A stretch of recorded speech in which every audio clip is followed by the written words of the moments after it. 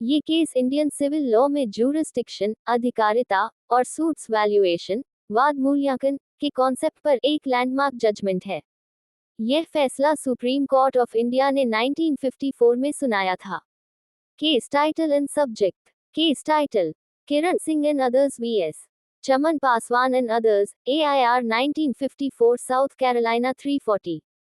Subject: pecuniary jurisdiction, धन संबंधी अधिकारिता और सूट्स वैल्यूएशन एक्ट 1887 की सेक्शन 11 के तहत प्रेजुडिस, पूर्वाग्रह का मीनिंग। केस के फैक्ट्स: द सूट अपेलेंट्स किरण सिंह और अन्य ने सबॉर्डिनेट जज, अधीनस्थ न्यायाधीश की कोर्ट में सूट वाद दायर किया। ये सूट पोजेशन, कब्जा और मेन प्रॉफिट्स, मध्यवर्ती लाभ की रिकवरी, वसूली के लिए था।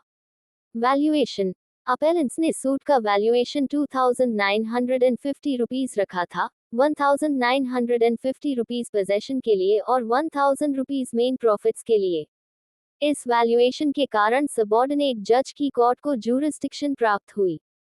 ट्रायल कोर्ट डिसीजन: सबॉर्डिनेट जज ने सूट को डिसमिस, खारिज कर दिया, जिसके बाद अपेलेंट्स ने डिस्ट्रिक्ट कोर्ट में अपील दायर की, क्योंकि उनकी सूट वैल्यूएशन के अनुसार यही प्रॉपर फोरम, उचित मंच था।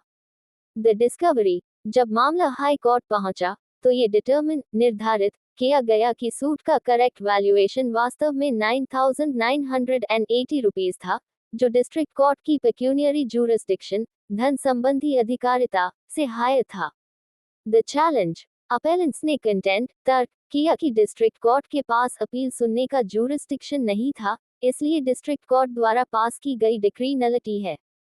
केस का इशू: क्या सूट के वैल्यूएशन में गलती के कारण एक कोर्ट द्वारा पारित की गई डिक्री को केवल इस आधार पर सेट असाइड, रद्द किया जा सकता है कि अपील को एक ऐसे फोरम, मंच ने सुना, जिसके पास करेक्ट वैल्यूएशन के आधार पर ज्यूरिस्डिक्शन नहीं था। सुप्रीम कोर्ट का डिसीजन और प्रिंसिपल: सुप्रीम कोर्ट ने हाई कोर्ट के डिसीजन को अपहोल्ड, बरकरार रखा और अपेलेंट्स की अपील को डिसमिस कर दिया।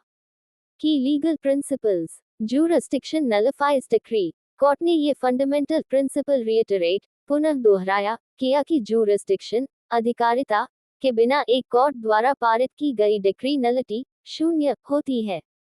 ज्यूरिस्डिक्शन का ये डिफेक्ट, चाहे वह पेक्यूनियरी, धन संबंधी हो, टेरिटोरियल, क्षेत्रीय हो, या सब्जेक्ट मैटर, विषय वस्तु से संबंधित हो, कोर्ट के अथॉरिटी, प्राधिकार पर स्ट्राइक, आघात करता है और इसे कॉन्सेंट से भी क्यों ठीक नहीं किया जा सकता।